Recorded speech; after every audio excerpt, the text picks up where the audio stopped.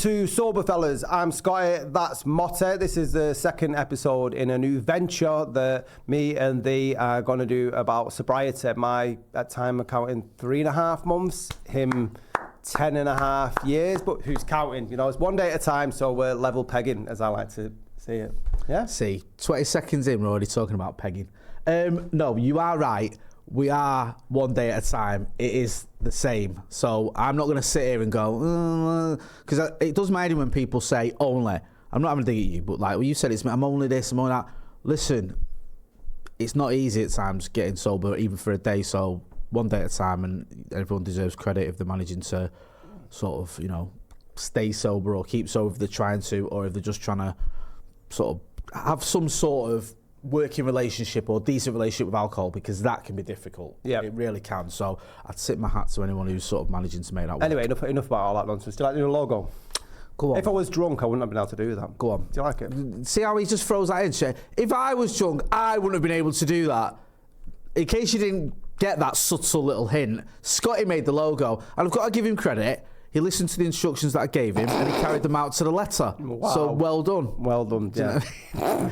Ethan, who's helping us out, you know Ethan from Scotty, not from Scotty, man. Helping us out, it's just come from Sloppy Joe's. Rip the new one, then, man. He said to Scotty, he went, very good, that.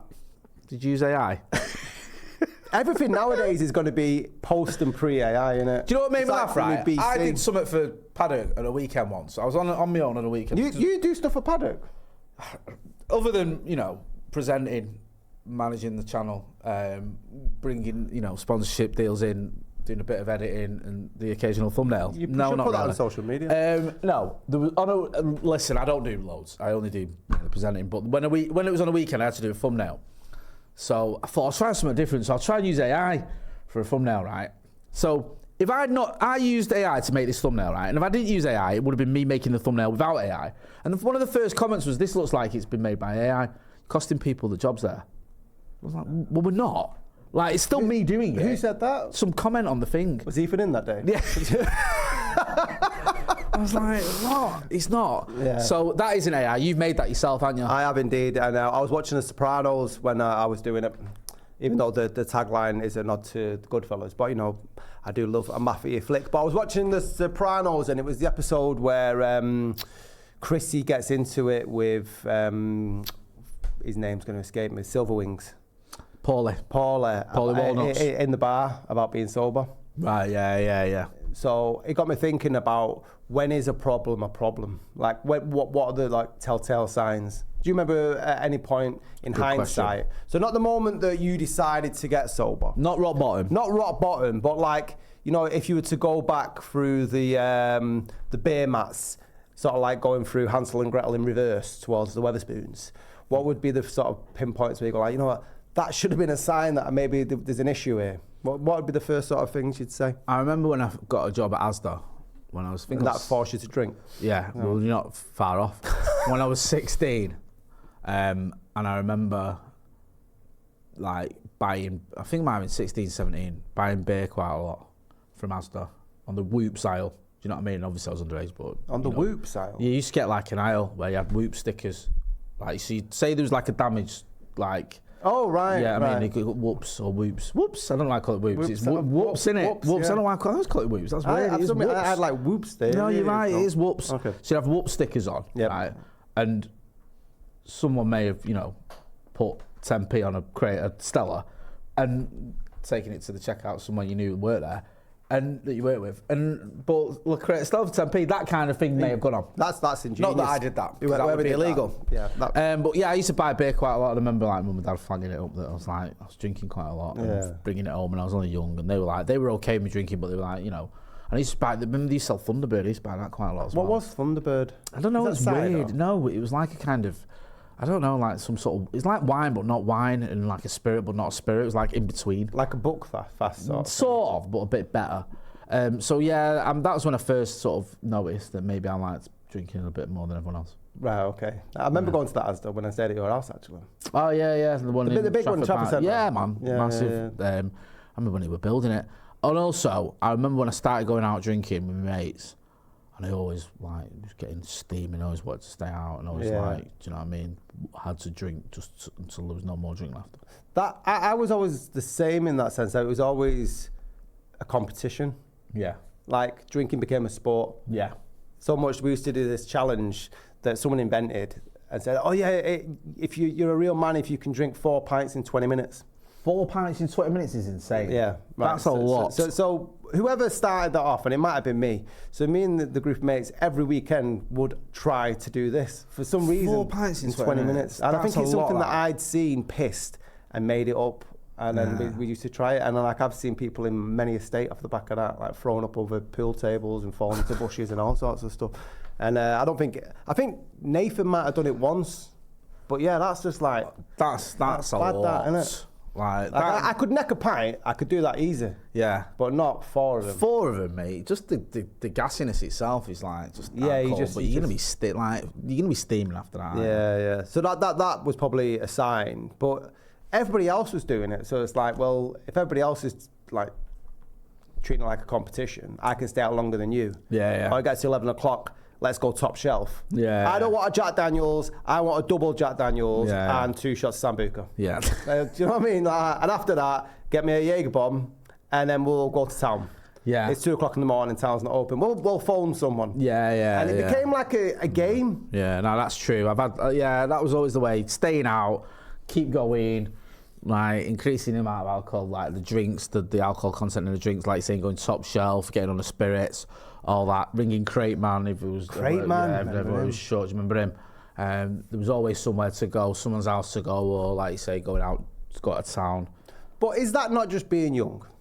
To a certain degree. Like, what's the thing? Let's not. I mean, I don't want to like just shit on drinking full stop because people like to do it and can do it in a healthy way. So where do you draw the line between living, young and carefree, frivolous, to it becoming problematic? When does that? Where is that line? I think they say, doesn't it, when it costs you more than just the price of the drink, that's when you start noticing you've got a problem. When you start costing you like relationships and a place to live or your freedom or whatever. The cleaning bill for a taxi. Yeah. Then you might. That's when you might notice you like it a little bit more than just going out and getting on it like any other young person. So it affects your daily life when you're not drinking. Yeah, I think so. I think you can see it spilling over powder the pun into other areas, and you think, hang on a minute, maybe I'm not just a young lad going out getting on it if I'm constantly levered or if I'm sort of waking up, I don't know where I am, if I'm losing jobs because of it, which is, me and you've both been in that situation where we've been in all sorts of trouble. Jobs because was of the drink. big one. Yeah. Monday club. Yeah, ringing in sick on a Monday all the time. And then everybody would go to the pub on a Monday. Yeah. And say, you're not going in, no, and there's a bear with the dog, and then start drinking. Yeah, that was it. So, I and then go pick up the doll on the Tuesday. Yeah. So when all that's going on, it's hard to just say, okay, this is just a young lad getting on it. I mean, sometimes you do feel like, because you've got mates that are a bit similar. Yeah. I'd always have mates that were similar, but they had better limits and better. But they were always sort of ridiculed for being sensible. Yeah. Do you know what I mean? Like, look at you, you bore. You're not in the dole queue with us. You've kept your job. Yeah, you absolute loser. 23. What are do you know what I mean? Well, you're not even doing community service. What's the matter with you? Like, we'd get ourselves in all sorts of trouble because of drink. I used to buzz it. So the pub in Levenshulme, no longer there, the church. And every Friday after people do community service or on a Sunday. Yeah, Sunday for me. So Sunday. And then you just, the van would stop outside the church, and the amount of people that just get out in the high vises to come to the pub was just ridiculous. That's meant that, because on a Sunday, I used to do it at it was Trafford Probation Centre, and I used to have to wash cars, OAP's cars, and then we got onto leaflets. The leaflets one was the one, because they'd pick you up, you'd take you to the guy who used to take us to a breakfast in Sale, like a cafe in Sale. You'd have breakfast. You'd be there for about an hour and a half, and then we'd go out and deliver leaflets and just used to dump them, and then just, like go and smoke weed. What was on the leaflets? Don't drink. I don't know what it was. It was just like community stuff. I don't know. Was this after you had been handing out leaflets in Greece or before? Was this like training? This was before. So I did community service. Yeah, this was the apprenticeship for being a Kamaki in Greece. But I did community service when I was 18. So what for? Possession with intent to supply. Only weed. Yeah. basically a victimless crime. But Grass. yeah, do you know what I mean? Herb. But it was stupid as well because it wasn't even that much. It was like an ounce, but it was cut into tens. So they just like the nails deal. Right. Yeah. And you only got community service for it. Could have been worse. I got 140 hours. 170 hours. Sorry. So that used to be. I think they've upped it now. You can get 240, but that used to be the top end of it. Right. Okay. And it was funny, right? Because I used to hate it because I used to go out raving. So I'd be up all night, like go out Saturday night, stay up all night, just absolutely necking pills, and then go straight to community service, chew my face off still on a Sunday morning. But it was quite funny because I remember like one week, about 10 new people came to community service, like all these middle-aged men, because there'd been like a big fight in the city centre, Derby Day. City United fans going at it, and loads of them got community service. And they put them all on the same bloody shift. So loads of them were like, oh, these men who'd never really been in trouble, not like hooligans, just like normal men who'd been involved in this scrap. So the judges just give them loads of them community service. So they were all just going under because they worked all week and then on a Sunday they had to do this, like me. What else have we got for problems then? So I sent you some pointers. When you rely on it. See, have you ever relied on alcohol? Yeah, man. The first time I went to, well, the only time I went into Detox, the drugs I took in Detox, I wasn't like taking drugs to come off drugs. I was taking them to come off alcohol. So you were dependent. Like, I've never got... Alcohol's a fucker, bro. Do you know what? I realise now with hindsight, I got reliant on it in Malia. I could tell you that. Yeah, physically. You were operating. Yeah, when I switched jobs at one point, and I went to a job in the daytime at a restaurant. I only lasted about 2 weeks. It was shite. So I wasn't drinking in the daytime. I was going to this restaurant because the boss was a bit on it. He didn't want you pissed, and it wasn't that kind of thing where you're at a night. Different vibe. Just getting on it. And I remember really physically suffering because I wasn't drinking anymore in the day, and I was like, I remember at one point went into the toilet. I thought I was gonna have an heart attack. Yeah. I was just dry heaving, and I was like, honestly, I felt terrible. But it's because my body had become dependent on it. Now, obviously, it's much further down the line where I ended up going into Detox. I'll say much further, it's only about 2 years later. But in Detox, the drugs that I was on I think it was Librium, to get you off alcohol. Bloody hell. And I went into Detox because of alcohol and drugs, but the drugs I was taking at the time were more sort of, it wasn't like, I wasn't on a heroin or something where they give you Subutex. There's no morphine. Yeah, it was more like cocaine-based drugs. So that's more psychological and stuff. So yeah, there was counselling and there was drugs in the Detox. That the main drugs they gave you were to get you off alcohol because your body can become so dependent on it if you just stop drinking. Jeez, that's what they reckon happened to Amy Winehouse. I thought you might say that because it's a good example. Not say good example, but there's a famous example. There's people saying that they think she quit and just cold circuited it or tried it and her body shut down and she was on her own, so she didn't have anyone there to help her. I don't know the ins and outs, but it can happen. It can. They say it's very dangerous to just quit without any sort of help. Yeah, I mean, but we both took it to the extreme in that summer. You more so than I, obviously, but we were getting like on it, and it wasn't just drinking lager; it was vodka and everything. Like, was anything you could put in a bowl? Yeah, that was it. Fishbowl times, and it was just like all the time. Yeah, it was like me and you was like even by the worker standards over there. A lot of the workers in the daytime barely drank, but we did. Do you know what I mean? Other than that time I was at the restaurant. They were Southern softies and we were like, what you get? Yeah, just get on it. You used to wake up like 1 in the afternoon or whatever, just get on it straight away. I've red vodka and cornflakes. Yeah, that was without the cornflakes. Yeah. Hold the cornflakes. Yeah. It was though, wasn't it? You just be like sat around the pool just getting levered. But that feels normal. But at the time felt in that environment. That's the most normal environment you can have where you're drinking all day because it's basically a holiday. So no one's really looking at going, what are you doing drinking? You know, you're out in the sun, you're out there, it makes sense. It's when you get back to Manchester and you're still doing those kind of things that it looks a bit suspicious, like why are you drinking vodka in the day on a Tuesday? Yeah, I remember first getting back from Greece and I think I was because I flew back from Santorini and I thought I'm going to have some time off the beer when I go back to Manchester. Soon as I land back in Manchester, I phoned the lads, where do you want me at church? Yeah. And had a pint. And I was sat there with an Alice band in my hair. Because I was cool back then. What about that, were you? Oh, all the ladies loved it. They were over 65 and called me precious in Greek. But yeah, straight back on it. And it's like, normalised behaviour. Yeah, of course, man. And it's like, that is going back to that thing of when you rely on it. It is like that. It's not like, oh, come back and just keep going. It was like, to be honest with you, there's a few times where you just think, I can't do anything. I can't function without it. And that's happened quite a lot. And there's more than just the sort of physical reliance on it as well, because there's the emotional and sort of mental reliance on booze. You can't function. You get to the point. Sorry, I didn't mean to insult you. Go on. I was going to say when you can't hold a conversation without having a beer. Yeah. So that's when alcohol becomes, because of the sort of the chemicals in it are fucking up your body. But I mean, like the sort of the reliance when it becomes, I'm having a wine every single night. Yeah. I'm having a bottle of wine every single night. I'm having 2 bottles of wine every single night. That's the reliance, because you need to take them little, I'll take the edge off. Yeah. You know, just a little one, a little cheeky one before bed. That's it, innit, man? What time's bag of booze short? It's 5 to 10. You go to bed in an hour. Yeah, I get another cheeky bottle. Yeah, it's like that sense of fear that you might not get there in time. Yeah.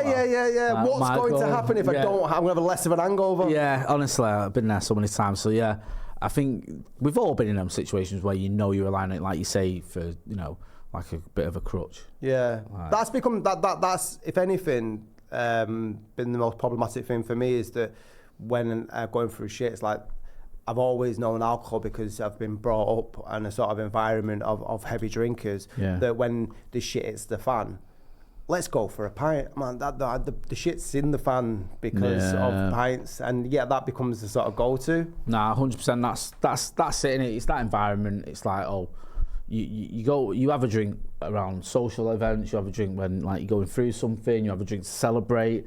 Everything goes back to having a drink. You have a drink, you die. Yeah, it's like everything's around. You suffered a loss, you have a drink. Yeah. It's the best day ever. Let's have a drink. You've been promoted or you've won something. Have a drink. Someone's been born. Have a drink. Do you know what I mean? Whatever the situation is, it's always let's have a beer. The sun's out. Let's have a drink. It's raining. Let's have a drink. Whatever. Where's that from? I don't know. It's probably not like it's got all history in it, but it's like it's a whole social problem, isn't it? Yeah, of course it is. I think if you're working class, it's always been a thing that you're doing it, have a beer. Yeah, I mean, and that's what you're trying to push back against. I mean, we spoke about this in the first episode, like where you were such a unicorn that you said, I'm not doing that, I'm too good for them. I'm going to stop this drinking. It's like, ooh. Yeah, that's exactly how. Yeah, that's exactly how. Turned your nose up at us working class boozers. I'm too good for these people. Said, I've been to university and lived in London now, and that's it. I'm not having any of these. Mancunian losers drinking the Bonningsons and all that. I see you. I'm off to the Priory. Yeah, exactly, mate. I went in there once to do a meeting. And it was to host a meeting? Just to give a talk. All right, yeah. How was that? It was like, it was an eye opener. It was like how the other half live. It was very posh. They have cushions on the chairs. Because I came from a background of being an NA, and this was an NA meeting, but this was an NA meeting in the Priory, and the meetings I'd been to in NA in South London were gritty, like in a good way. Like, I'm not saying, I'm not trying to look down my nose at them, but it was lots of people who'd been through the mill, in and out of jail, in and out of hospital. You know what I mean? Like, just hardcore users who've been, doing some nasty shit. Veterans. Yeah. And then you go into Priory and it'd be like, sort of minor celebrities or whatever, or, people with lots of money. And it was just like, it was just like a different world. Is that all like reality TV style? A little bit. That had their moment in the sun. Even that, I don't think reality TV was as big a thing back then. It was more like, people who, some of them, but...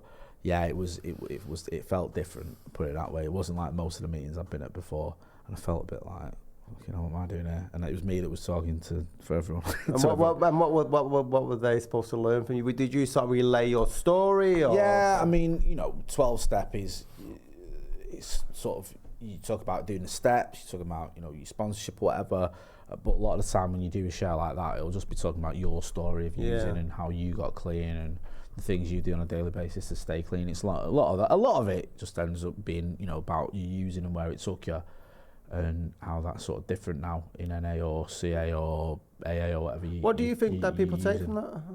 Like, I think for me, I can only speak what I got from it. You got from it, but I mean, like, you're... No, I mean, when I saw it for the first time, because I saw it in Detox, remember I told you? Yeah. And I just thought, it's an example of something that works for someone that could work for me. Right, yeah. Okay. And I'm not knocking it, I don't use it now. Yeah. But there was a time when I did, and I'm still mates with people that are in 12-step who, I see some of them on my Facebook who are celebrating 15, 20 years clean or whatever. So it's obviously working for them. And these are people that couldn't get a day clean or sober.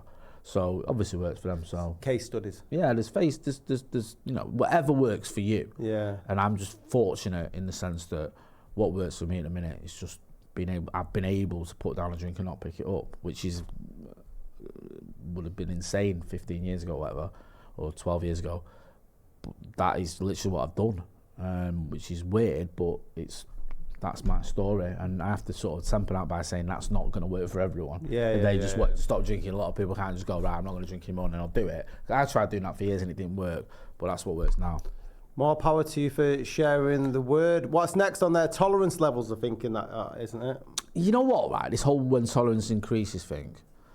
I think the only time my tolerance truly increased with drink was because of sniff. Yeah, because it's on the scale, innit? Yeah, because if you're sniffing and drinking, it's almost not sober you up, but make you more alert, kind of thing, and it kind of does. Well, the more you sniff, the more you can drink, and the more you drink, the more you sniff, and it just becomes. And I think 4 that days balance it out, because I don't think my tolerance necessarily, if you drink on its own, got any higher. Do you never get to phases where I can handle Foster's more than I can handle Stella? So therefore, I'll just drink Foster's. Yeah, 100%. Or yeah. I can drink red wine, but not Cabernet Sauvignon, because that's 13%. Oh, is it? But I can Merlot. You've always been a bit posher than me with your red wine. Yeah, I'd never got to speak at the Priory. But yeah, 11% is the Merlot, so I'll just drink the, you know, and it'd be like, I'll just drink this stuff.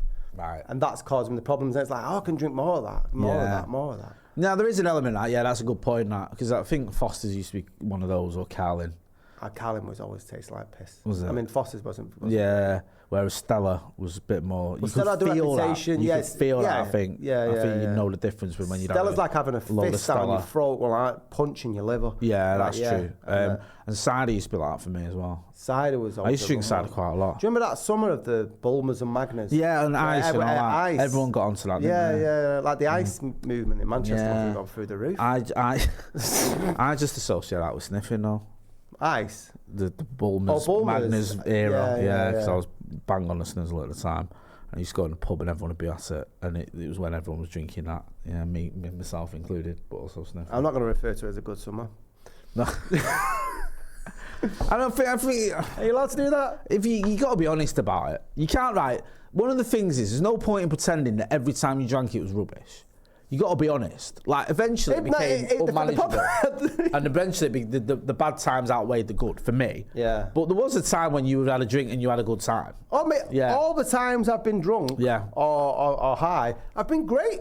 Yeah. All of them, the morning after. Right, okay. That, like, That's it. So the other side of the coin's a bit of a nightmare. Yeah. Like, you can sell, like that summer in Malia was fucking great summer. Yeah. I had a great summer in South Africa when I was drinking. Like, it can happen, and obviously it did happen a lot, but then you get to the point where it ain't a laugh and it ain't fun. Oh, no. Days where it's fucking horrible and terrible and you can't get a grip of it. But like there's certain, if that summer when Bulmers and Magners became a thing. Yeah. Do you know what I mean? Drinking. That must be like 2003, 4 around. Yeah, it would have been. It was after Mali. Yeah, maybe 2004. I think is the right time. Yeah. But weird that, wasn't it? Because that sort of came from nowhere. It's like now we're all going to drink drinks with ice in it. What? We'll talk about that in another episode about like drinking trends and influences and stuff. We'll touch on another one. What else have we got? When you experience withdrawal. Hair of the dog, that, innit? Is that withdrawal? Maybe. Or is that hangover? What's the sort of... I think it's just an excuse a lot of the time, innit? Let's get on it again. You know what I mean? This hangover's kicking in. You might be hangover. Let's just get on it, and then that's going to get rid of the hangover. But with that, I mean, like I say, when I went into detox, I was at that stage where I could tell physically my body was... Just explain on that then. So when you say physically, what's... I think I couldn't eat unless I'd had a drink. You were stick thin in Mali. Yeah, that's why my tolerance has always been quite low. I've always been really skinny. I couldn't go to sleep or get unconscious without a drink, have a conversation. I remember those first few days in detox just being all over the place. It was real struggling. You don't realise it until you've just stopped. So thankfully I had drugs, like I said, to sort of level me off a bit, but you can still feel the effects. Did you have the shakes? Did you have as bad as the shakes? It was getting really bad. And then obviously you throw into that the fact I was coming off drugs as well, and the psychology of that. It was all just, it was nuts. But, the physically, you realise, like, wow, what the fuck have I done to myself where I'm so dependent on this that I can't function as just a human being. Like, I couldn't function, not even as a human being. A dog can eat and sleep without beer. I couldn't even do that. Do you know what I mean? Like, it can function as a mammal. Yeah, that's what it became like, and that is scary. That's mad what you reduce but you yourself don't, to. but you don't realise it when you're in it. It's not until you come out of it and then you go, fuck, you know. Like, that was how it was when I was in that detox. I've overdone it a bit here. Yeah. this bender's lasted a few years too long. I'm expecting this. Yeah, so it was one of them ones where you start to take stock and then you get into clarity because your head's clearer. Yeah. And you're like, fuck, you know. And then you get to the stage where, I think the 2 week was a 2 week detox, and then you're into rehab, and then you're seeing people that are just coming through the door after you've seen them in the state that you were in when you got there. So it's all a bit weird. We might do another episode on this, but I'll ask you how in the moment. Would you change it? I wouldn't change it because where I've ended up. Yeah, because it would have thrown you on a different course. Yeah. I mean, every moment in your life has led you to this point where you're at, hasn't it? Yeah. Yeah. Every next to decision. me. Yeah, next to me, and that, bless you. That putting that aside. Oh. Right now, you know. Listen, me and you have both made mistakes. Only to do war stories. We've both been through a lot. We've both made a lot of mistakes. Both done things we probably regret. But had we not done those things, would we end up with the children we've got? Yeah, career. No, probably not. No, career. No. Do you know what I mean? And I'm not saying life's rosy and we still have struggles and trials and tribulations like everyone does. But I think the sort of where I've ended up has been worth it, and I wouldn't want to end up somewhere else. Yeah. Do you know what I mean? My kids do me in, but I'm glad I've got them. Yeah. Do you know what I mean? Yeah. So that always plays in the back of my mind, like, it was worth it. Yeah. And I know I won't get too philosophical, and you'll know far more about this than I do. But that whole, like, butterfly effect thing of, like, had you not done this, you wouldn't end up. Yeah, the knock-on effect. Yeah, like, you might not have end up having the kids you've got or the career you've got or whatever. So it's been worth it in the end. It's just there's times when it was fucking graft. Well, you make the reference there of like war stories and stuff like that. I mean, but you look at it like that and you come out the other side, and what you were battling with was not only addiction, you're battling with yourself, and then you come out the other side, and then that is the cause for celebration that you sort of. And I suppose when you look back at that, that's I don't know. Do you have pride? Is that the right word? Sometimes I think pride can be seen as an ugly word. I don't think it should be. Egotistical. No, I get what you mean. I always struggle with that word, proud. I think any person who's right mind doesn't say I'm proud of. Do you know what I mean? Do you know what I think a better word for me is gratitude. There you go. I'm very grateful that I was able to get through it. Because there's an element of, yes, I've had to do some things myself, and I've had to apply myself, and I've had to listen to certain things and listen to certain people like yourself and get on with it and show that determination, whatever. But there's also a lot of fortune in there. There's times when I've had another chance, and there's times when it could have gone through no fault of my own or no design of my own. It could have gone a lot worse. There's times when I got away with a few things that I shouldn't have got away with, and I don't mean to mean legally, I mean physically. Yeah. Do you know what I mean? I could have been dead by now. Quite easily put myself in situations and done things that could have killed me and nearly did, but didn't. And that wasn't me being clever and working out, if I just take this and do that, I'll be okay. No, I was very lucky that didn't happen. But I'm grateful that, I've ended up in a place where me and you can sit on a podcast talking about the things we've done. And, we're still here to tell the tale and relatively okay. Yeah, and that's why we're here to tell a tale. We've got one last one. We've got two more. When others express concern. Yeah, I've had that. Like, how many years did you have that for? There was 2 periods that I think. How old were we when we went to Malia? 21, 22? I'd have been a bit older than you. I was 23. Right, so it's around then. So around that time, I'd gone through a bit of a breakup, and then gone to Malia on the hope that was going to sort everything out. And then it was just blackout weekends, like pretty much getting paid on the Friday, be gone by Sunday, and then lose the job on Monday. And then, trying to do that. And I was borrowing money from my parents and stuff. But I was just, not dealing with the breakup, I just thought if I just get pissed, that'll help. And because it became learned behaviour because everybody else was doing it. And I love my parents, and this isn't a slight on them, but whenever my dad had an issue, we'd go to the pub to talk about it. Yeah, no, it's true. It's what you're doing it. Yeah. And maybe, we break that cycle ourselves with our kids. Yeah. Do you know what I mean? I'm not saying it's necessarily the end of the world if you go to the pub to talk about things. Loads of people do it and they don't have a problem with drinking the fine. Yeah. You know what I mean? It's each to their own. It's just, obviously, for us, it's different. So I had that, and then there was a time, I think, Christmas party, and I was working for this advertising agency, and one of the clients would bring us out at Christmas, and it took us to some bar, and it was a free bar. That's a fucking bad idea, isn't it? Absolutely mangled. And everybody else is like, these are all like sort of middle class sort of people, and all sat round. And I'm telling the client what they should do with their work and all that. And anyway, it's not like you to have an opinion on something. It's fucking an alcohol-fueled opinion. And then I'm like, let's go long legs. I'm like, oh no, yeah. You're that guy, aren't you? I was like, and then it was a Thursday, I think. So then I didn't know where I was going to work on the Friday because it was fucking dead. And then got called into the office on Monday. In fact, I think I had Monday off as well because I'd gone on the piss that weekend. Yeah. Tuesday, and it was, you need to stop drinking. And I it was someone I worked with, and said, like, you can't do that. Yeah. And then I didn't listen to them. Yeah, why would you? Right.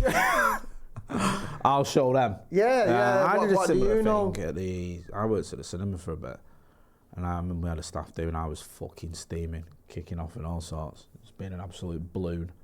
I remember, like, I think I might have even quit after that. Couldn't be asked going back in and face everyone. Do you know what I mean? I was only a kid, but it was bad. Do you know what I mean? It was like just out of control. Because again, I can't remember what the situation was. I think it might have been like staff doing us free beer. And I was absolutely fucking. There should be some sort of test before they give you a free bar. Yeah, because it's a free bar. I'm empty in the bar. No, I'm just gonna keep drinking until I'm unconscious. I remember going to One Works do free bar, and then you could have anything except for cocktails.